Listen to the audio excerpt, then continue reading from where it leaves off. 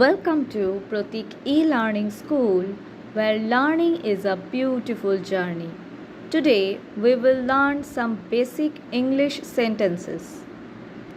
Let's see the sentences. Number 1 is How are you? তুমি কেমন আছো? Where do you live? তুমি কোথায় থাকো? I am fine. আমি ভালো আছি। I live in Kolkata.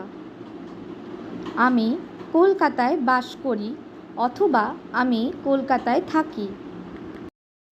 I wake up at 6 a.m. in the morning. আমি সকালে 6টাতে ঘুম থেকে উঠি অথবা আমি সকাল 6টায় ঘুম থেকে উঠি। Have you had your dinner? তুমি কি রাতের খাবার খেয়েছো? Come here. এখানে এসো। Do your homework. তুমি হোমওয়ার্ক করো। Can you speak in English fluently? তুমি কি সাবলীলভাবে ইংলিশে কথা বলতে পারো?